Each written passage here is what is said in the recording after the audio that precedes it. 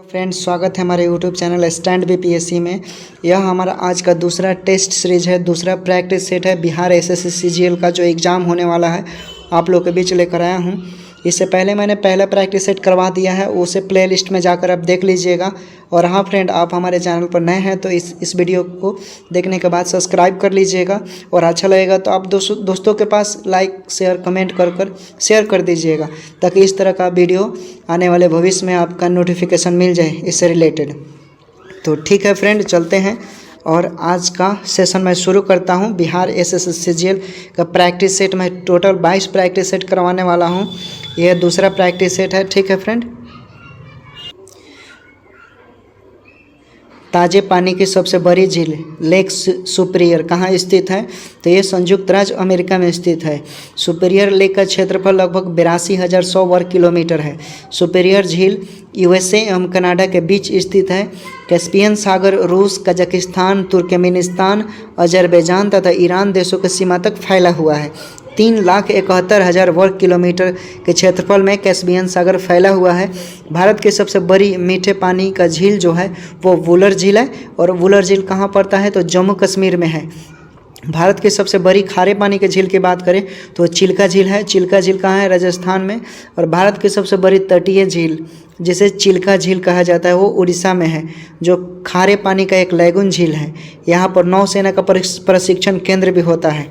तो इस तरह राइट आंसर ए हो जाएगा, संयुक्त राज्य अमेरिका। ठीक है फ्रेंड, अगला देखिए। निम्नलिखित में से कौन हिंदुस्तानी शास्त्रीय वाद्य संगीत में विख्यात थे? तो राइट आंसर हो जाएगा बी, एम.एस. सुब्बालक्ष्मी विख्यात थे फ्रेंड। ठीक है, हिंदुस्तान के शास्त्रीय वाद्य संगीत में ये निपुण थे। एम.एस. लक्ष्मी की बात करें, एम.एस. सुब्बालक्ष्मी की बात करें तो भारतीय भारतीय महिला है जो यूएनए उस समय में अपनी कला का प्रदर्शन किया करते थे। इन्हें महात्मा गांधी इनके प्रशंसक थे, फैन थे, जिन्हें बोला जाता है महात्मा गांधी इनके नृत्य का दीवाने थे।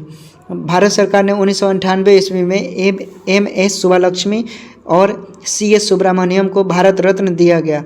भारत रत्न भारत का सबसे बड़े असैनिक पुरस्कार है। यह वर्ष 1954 से शुरू किया गया है।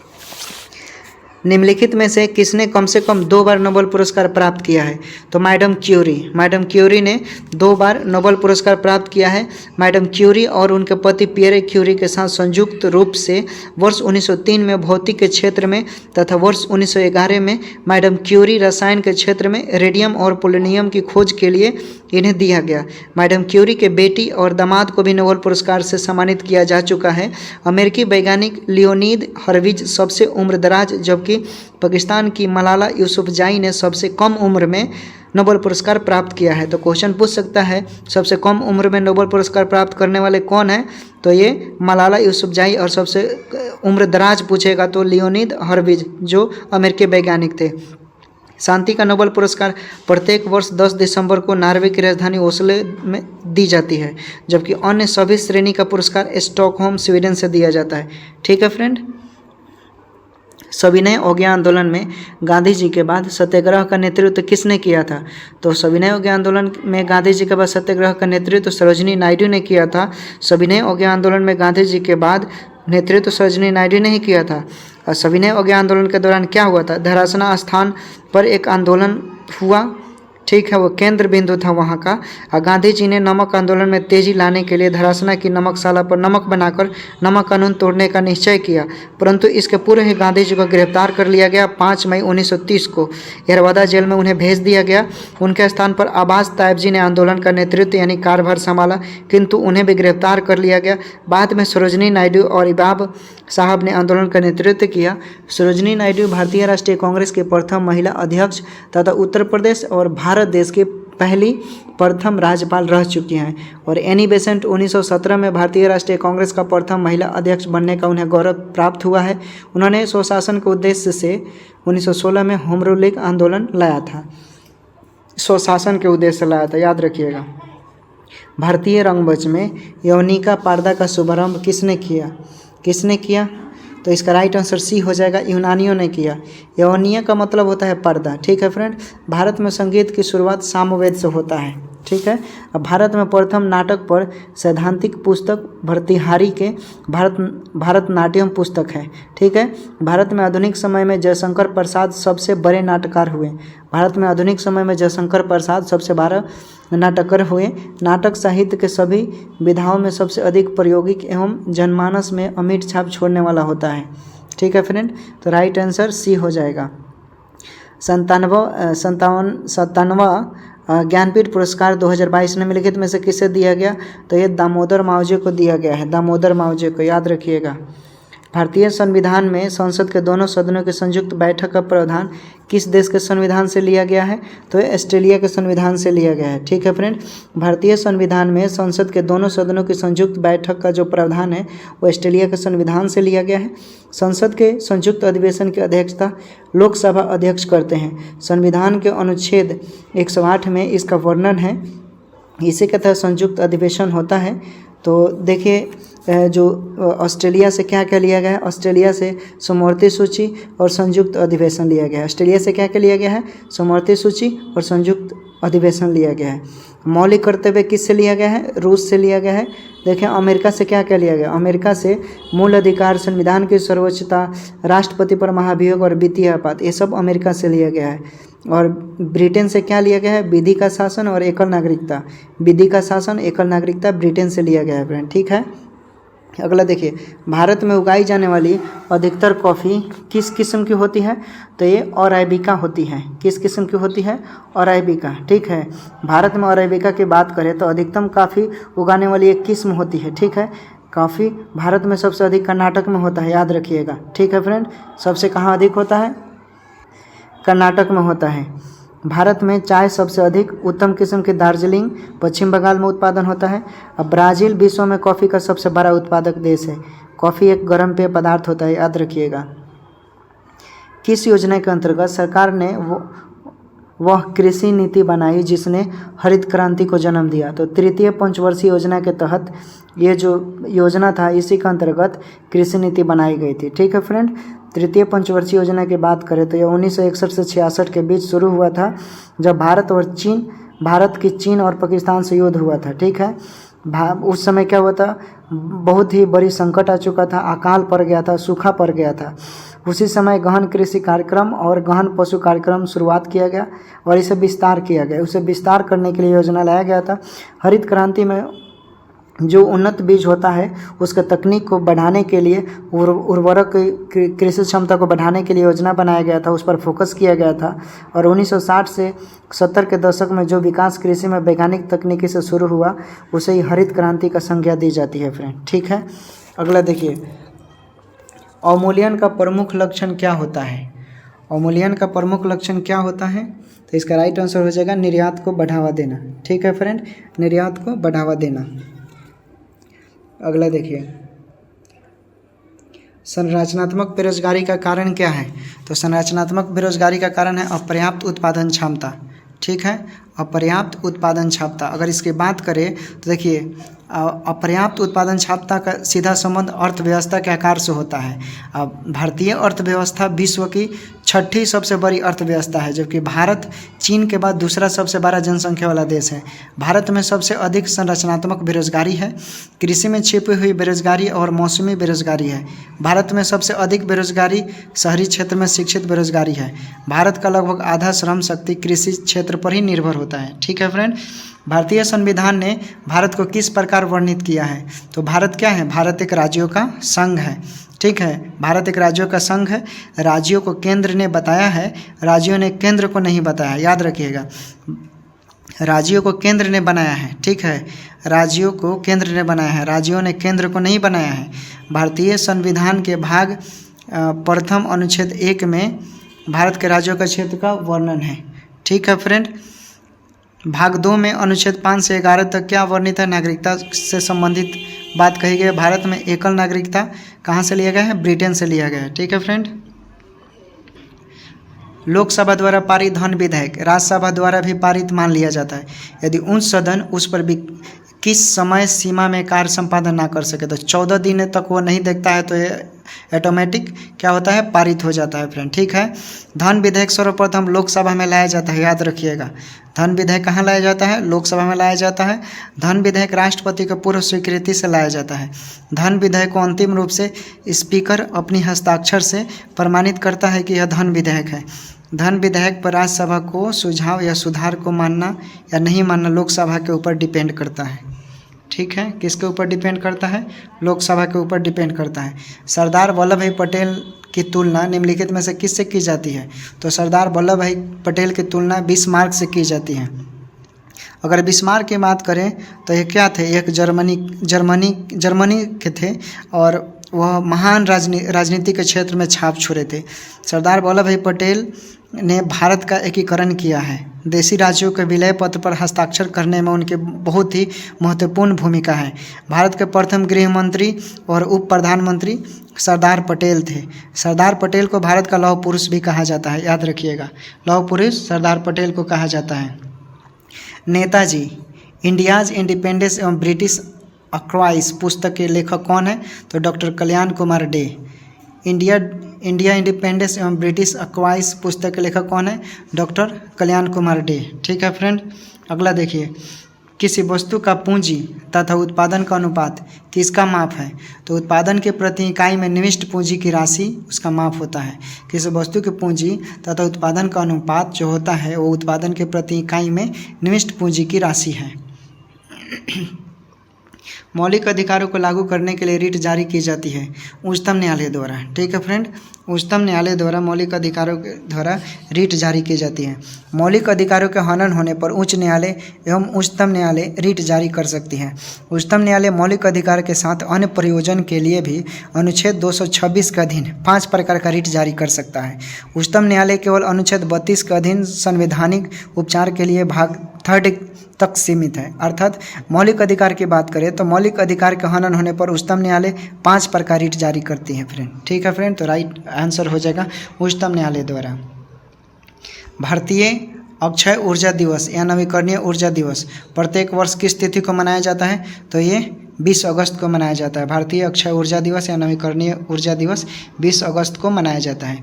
गांधी इन चंपारण पुस्तक के लेखक कौन है, गांधी इन चंपारण पुस्तक के लेखक दीनानाथ गोपाल तेंदुलकर है। दीनानाथ गोपाल तेंदुलकर गांधी इन चंपारण लिखा था फ्रेंड।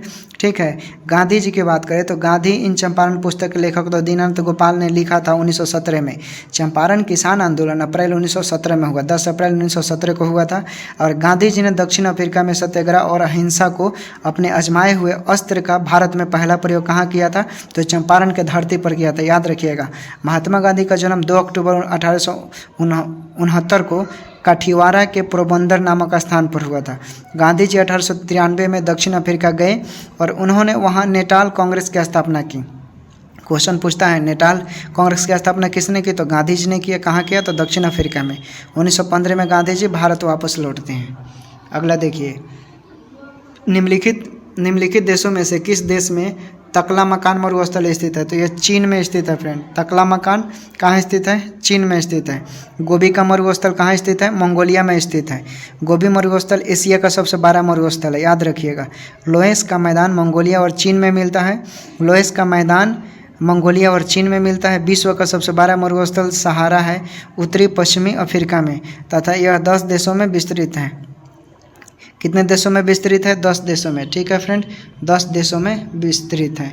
मानचित्र बनाने के विज्ञान को क्या कहते हैं, तो कार्टोग्राफी कहते हैं। मानचित्र बनाने के विज्ञान को कार्टोग्राफी कहते हैं फ्रेंड। ठीक है, क्या कहते हैं, कार्टोग्राफी। देखिए नेक्स्ट, मुद्रास्फीति के अंतर्गत क्या क्या आता है, तो मुद्रास्फीति के अंतर्गत मुद्रा का मूल्य घटता है, याद रखिएगा। मुद्रास्फीति के अंतर्गत मुद्रा का मूल्य घटता है। क्या होता है, मुद्रा का मूल्य घटता है। मुद्रास्फीति के कारण अधिक मुद्रा खर्च करना पड़ता है, जबकि वस्तु खरीदते हैं अर्थात वस्तु के क्रय में अतिरिक्त मुद्रा चुकाना पड़ता है। एक सीमा तक मुद्रास्फीति लाभदायक हो सकती है, अधिक होना खतरनाक होता है। मुद्रास्फीति को रोकने के लिए बाजार में तरलता को कम करना होगा।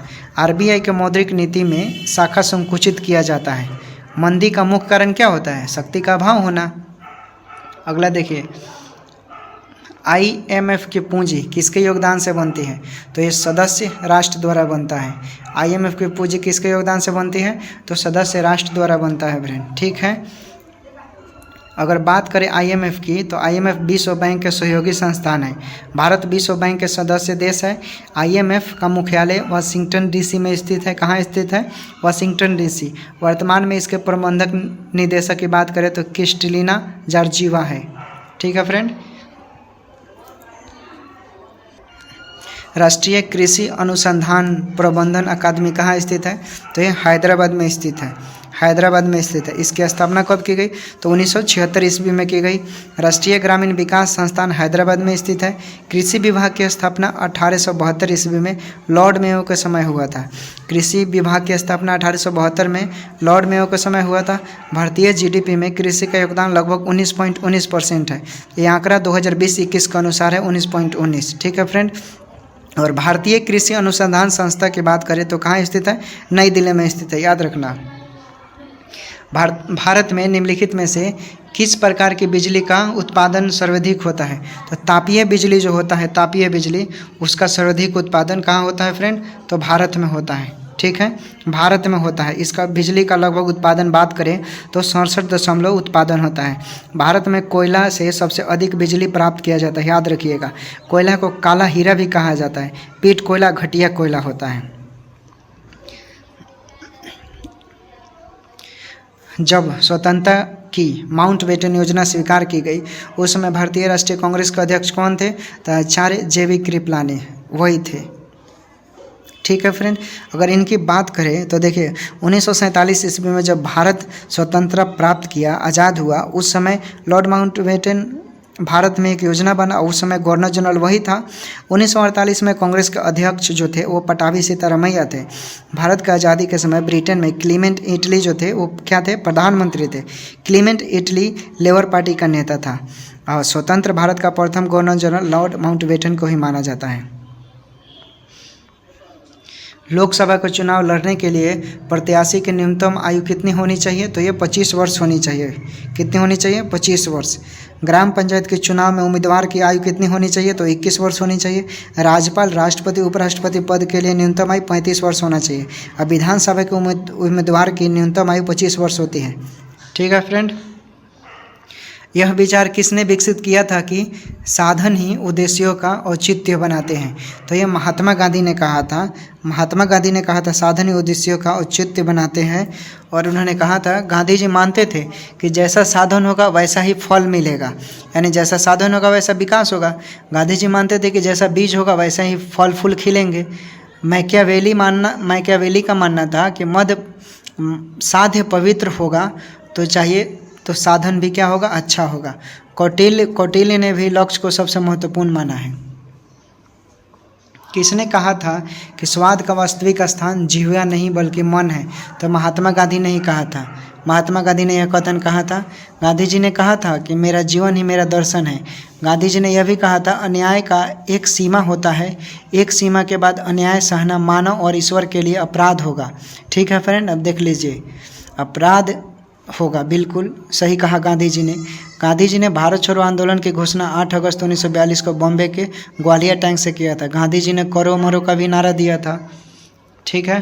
भारतीय संविधान के उद्देश्य में परिवर्तन किस संशोधन अधिनियम के तहत किए गए थे? तो 42वां संविधान संशोधन 1976 के तहत किया गया था फ्रेंड, ठीक है। अगर 42वां संविधान संशोधन की बात करें तो इस संविधान संशोधन द्वारा समाजवाद, धर्मनिरपेक्ष और अखंडता शब्द को जोड़ा गया। भारतीय संविधान में संशोधन की प्रक्रिया दक्षिण अफ्रीका से लिया गया है। भारतीय संविधान में 3 प्रकार के संशोधन का प्रावधान है। भारतीय संविधान का अनुच्छेद 368 में संविधान संशोधन से संबंधित अनुच्छेद बताया गया है। अगला देखिए, संसद के किसी भी सदन के 2 सत्रों के बीच अंतराल किससे अधिक नहीं होना चाहिए? तो ये 6 महीने के अंदर ज़्यादा अंतराल नहीं होना चाहिए। अगर भारत में देखिए, भारत में एक वर्ष में 3 सत्र आयोजित किया जाता है, बजट सत्र, मानसून सत्र और शीतकालीन सत्र। सत्र में विधेयक पारित किया जाता है। जब राष्ट्रपति हस्ताक्षर विधेयक पर कर देते हैं तो वह अधिनियम बन जाता है। भारत में संसदीय प्रणाली है। संसदीय प्रणाली का जनक ब्रिटेन है। कौन है फ्रेंड? तो ब्रिटेन है, ब्रिटेन से ही लिया गया है। एलोरा में गुफाएं और शैलकृत मंदिर है। हिंदू, बौद्ध और जैन तीनों है फ्रेंड। अकबर के दरबार में सबसे प्रसिद्ध संगीतकार तानसेन का मूल नाम क्या था? तो उनका रामतनु पांडे था। क्या नाम था? रामतनु पांडे था। अकबर के दरबार में वो रहते थे, ठीक है, रामतनु पांडे। तानसेन की बात करें तो स्वामी हरिदास के शिष्य थे, ठीक है फ्रेंड। किसके शिष्य थे? तो हरिदास के शिष्य थे। स्वामी हरिदास कृष्णोपासक सखी भाव संप्रदाय के प्रवर्तक थे, ठीक है फ्रेंड, सखी भाव। और स्वामी हरिदास ने बैजू बाबरा को भी संगीत का शिक्षा दिया था। अकबर स्वामी हरिदास से मिलने वृंदावन गए थे। तानसेन अकबर के नेतृत्व में से एक था। अबुल फजल ने लिखा है कि तानसेन जैसा गायक 1000 वर्ष में नहीं जन्म लिया, 1000 वर्षों में एक बार लेता है, ठीक है फ्रेंड। किस अधिनियम की महत्वपूर्ण विशेषता प्रांतीय स्वायत्तता थी? तो 1935 था। भारत शासन एक्ट भारत में प्रशासनिक सुधार से संबंधित था। 1935 एक्ट जो था, भारत शासन एक्ट 1935 भारत में ब्रिटिश काल का सबसे महत्वपूर्ण एक्ट है। इस एक्ट के द्वारा प्रांतों को अधिक अधिकार प्रदान किया गया। 1919 एक्ट की बात करें तो राज्यों में दोहरी शासन लागू किया गया था। राज्यों में द्वैध शासन बात करें तो 1935 द्वारा ही समाप्त किया गया था, लागू किया गया था 1919, हटाया गया 1935 के तहत। महाबलीपुरम के साथ पैगोडा किसके द्वारा संरक्षित कला के साक्षी हैं? तो ये पल्लवों के, ठीक है फ्रेंड, याद रखिएगा। भारत में दक्षिण में पल्लव वंश ने कला और साहित्य को संरक्षण प्रदान किया और उसको विस्तृत भी किया। नरसिंह वर्मन प्रथम जो था वो महाबलीपुरम का रथ मंदिर है उसे बनवाया और उसे तट मंदिर भी कहा जाता है। नरसिंह वर्मन प्रथम की बात करें तो पल्लव वंश के महानतम शासक था वो। चालुक्य वंश के महानतम शासक पुलकेशिन द्वितीय को पराजित किया था नरसिंह वर्मन ने, ठीक है फ्रेंड। अगला देखिए, 1857 के विद्रोह के दौरान भारत का गवर्नर जनरल कौन था? तो ये लॉर्ड कैनिंग था, ठीक है फ्रेंड। लॉर्ड कैनिंग भारत के प्रथम वायसराय भी कहे जाते हैं। प्रथम भारतीय परिषद एक्ट 1861 में कैनिंग के समय ही आया था, ठीक है। 10 मई 1857 को मेरठ से सैनिक ने विद्रोह किया जिससे भारत का प्रथम स्वतंत्रता संग्राम माना जाता है। बाबू वीर कुंवर सिंह आरा के जगदीशपुर के जमींदार थे। 1857 के विद्रोह के समय ब्रिटेन का प्रधानमंत्री कौन था? विस्काउंट पामस्टन था फ्रेंड, ठीक है। कौन था? पामस्टन था। 1857 के विद्रोह को प्रथम स्वतंत्रता संग्राम किसने कहा है? बीडी सावरकर ने कहा है। मंगल पांडे ने 1857 के विद्रोह को पहली बार गोली 29 मार्च और 1857 को बैरकपुर में चलाया था। महात्मा बुद्ध किस वंश से संबंधित थे? तो ये शाक वंश से संबंधित थे। अगर इनकी बात करें, बौद्ध धर्म के प्रवर्तक माने जाते हैं। इन्हें महात्मा बुद्ध या सिद्धार्थ भी कहा जाता है, उनका बचपन का नाम था। और इनका जन्म की बात करें तो ये कपिलवस्तु के लुम्बिनी नामक ग्राम में हुआ था। शाक कुल के क्षत्रिय कुल में हुआ था 563 ईस्वी पूर्व। इनके पिता जो थे वो सुधोधन शाक गण के मुखिया थे और इनके माता महामाया कोलिया वंशीय थी। बुद्ध के जीवन में 5 महाचीन को प्रतीक माना जाता है। जैसे जब बुद्ध का जन्म हुआ तो उस समय कमल व सांड प्रतीक माना जाता है।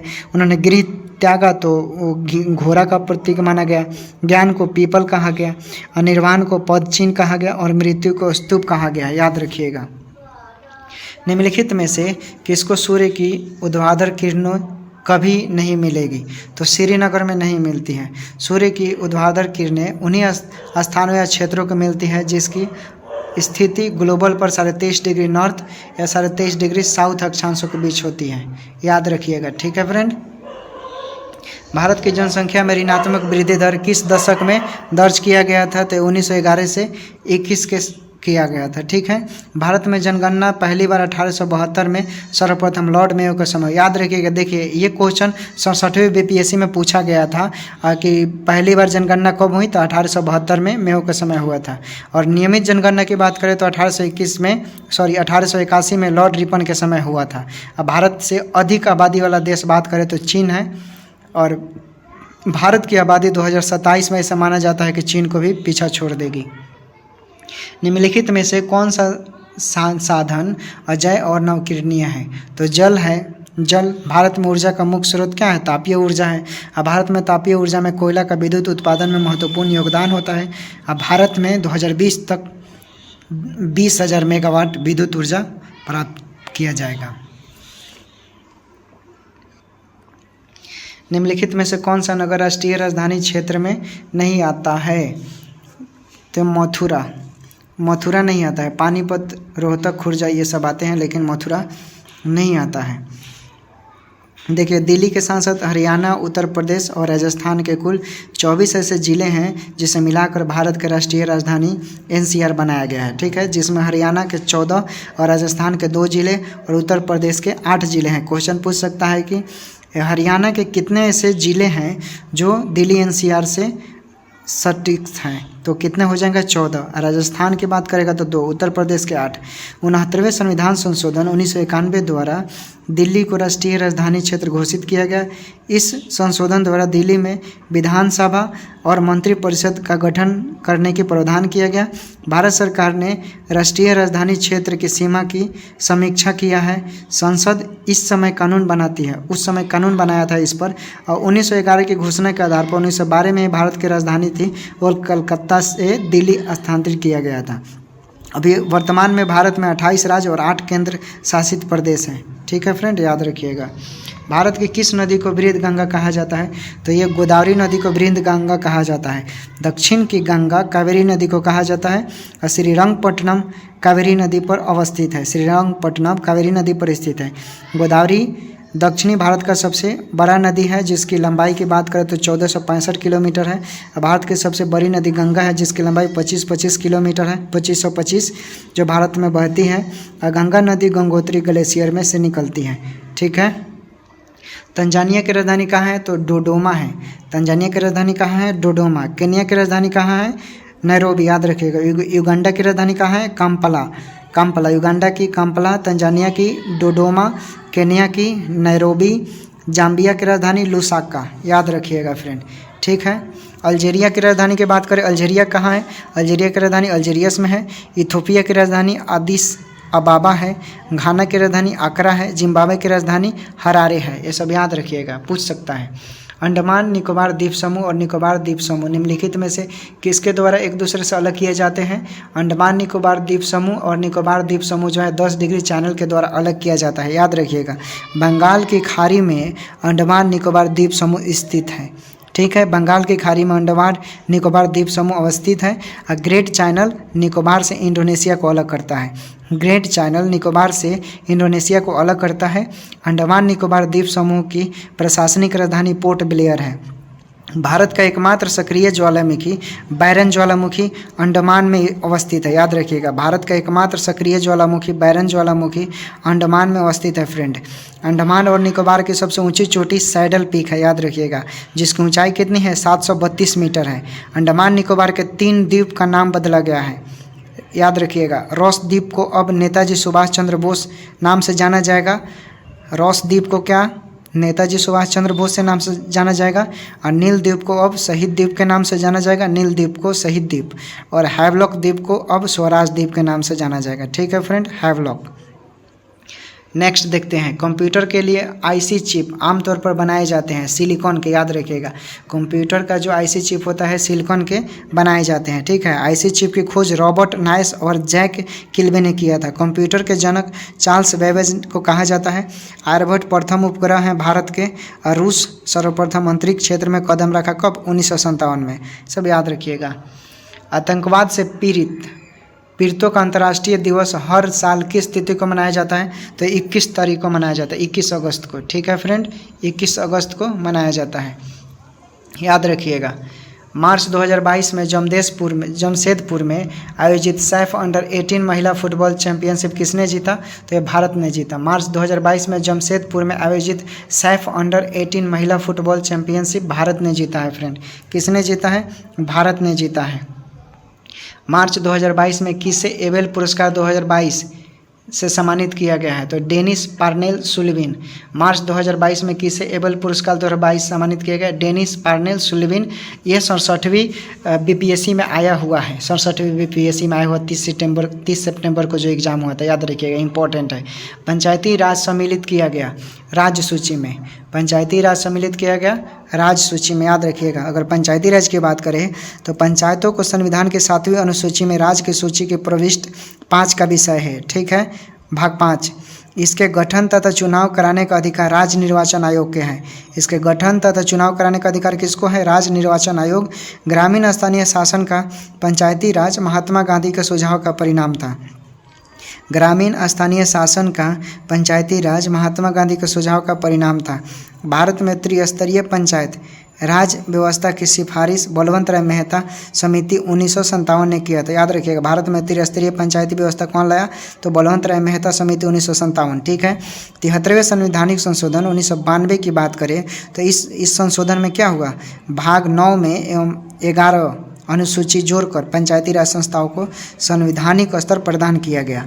और 73वें संविधान संशोधन 1992 और 24 अप्रैल 1993 से ये लागू हो गया।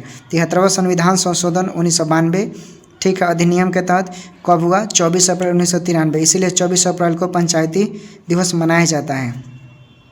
बिहार सरकार ने किसके जन्म दिवस को शिक्षा दिवस के रूप में मनाने का निर्णय लिया? तो मौलाना अबुल कलाम आज़ाद। ठीक है फ्रेंड, मौलाना अबुल कलाम आज़ाद का जन्म 11 नवंबर 1888 ईस्वी को मक्का में हुआ था। कहाँ हुआ था? मक्का में। 11 नवंबर को मौलाना अबुल कलाम का जन्म दिवस ही मनाया जाता है, खासकर बिहार में। मौलाना अबुल कलाम आज़ाद स्वतंत्र भारत के प्रथम शिक्षा मंत्री थे। क्या थे? शिक्षा मंत्री। पृथ्वी के वायुमंडल की कौन सी परत रेडियो तरंगों को पृथ्वी के पृष्ठ पर परिवर्तित करती है? तो आयनमंडल। पृथ्वी के वायुमंडल की कौन सी परत रेडियो तरंगों को पृथ्वी के पृष्ठ पर परिवर्तित करती है? तो आयनमंडल। याद रखिएगा। आयनमंडल की बात करें तो आयनमंडल संचार मंडल के लिए आदर्श मंडल होता है। वायुमंडल की सभी महत्वपूर्ण घटनाएं क्षोभ मंडल में होती है। वायुमंडल की सभी महत्वपूर्ण घटनाएं कहाँ होती है? क्षोभ मंडल में होती है। वायुमंडल की सभी महत्वपूर्ण घटनाएं कहाँ होती है? क्षोभ मंडल में होती है। समताप मंडल में सभी वायुमंडलीय दशाएं शांत रहती है। समताप मंडल में सभी वायुमंडलीय दशाएं शांत रहती है। देखिए अगला, निम्नलिखित में से कौन सा युग्म सही सुमेलित नहीं है?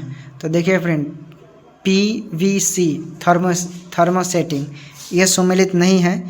थर्मोसेटिंग नहीं होता है, बल्कि PVC की बात करें तो ये क्या होता है? थर्मोप्लास्टिक होता है। ठीक है। पॉलीविनाइल क्लोराइड वाइनाइल क्लोराइड के बहुलक से प्राप्त किया जाता है। पॉलीविनाइल क्लोराइड वाइनिल क्लोराइड के बहुलक से प्राप्त किया जाता है। और नायलॉन के थर्मोप्लास्टिक सामग्री होते हैं। नायलॉन थर्मोप्लास्टिक ठीक है। फिनॉल फॉर्मल्डिहाइड थर्मोसेटिंग ठीक है। पॉलीप्रोपिलीन थर्मोप्लास्टिक ये सब सही है। पेट्रोल से लगी आग को बुझाने में जल प्रभावी नहीं होता। क्यों? क्योंकि देखिए जल और पेट्रोल एक दूसरे से अमिश्रणीय हैं, मतलब अलग अलग हैं। और पेट्रोल ऊपरी परत बनता है, अतः जलता रहता है। याद रखिएगा। ठीक है फ्रेंड। गैसों के गुब्बारे में हाइड्रोजन गैस की जगह हीलियम गैस का प्रयोग किया जाता है। क्यों? क्योंकि इनफ्लेमेबल होता है, यह अदहन होता है, नहीं जलता है। ठीक है फ्रेंड। अगला देखिए, फलों को कृत्रिम रूप से पकाने के लिए प्रयुक्त गैस कौन सा है? तो एसिटिलीन है। ठीक है। मीथेन गैस बायोगैस में लगभग 65% रहता है। याद रखिएगा। अगला देखिए, माणिक्य जिसे रूबी कहा जाता है और नीलम किसके ऑक्साइड होते हैं? तो ये एल्युमिनियम के होते हैं। माणिक्य यानी रूबी और नीलम एल्युमिनियम के ऑक्साइड होते हैं। ठीक है। एल्युमिनियम के ऑक्साइड होते हैं, याद रखिएगा। अगर बात करें तो परमाणु संख्या 13 हो जाएगा इसका। एल्युमिनियम सबसे अधिक उत्पादन कहाँ होता है? चीन में होता है, याद रखिएगा। रेशम चीन में सबसे अधिक उत्पादन होती है। रेशम चीन में सबसे अधिक उत्पादन होती है और एल्युमिनियम भी। ठीक है फ्रेंड।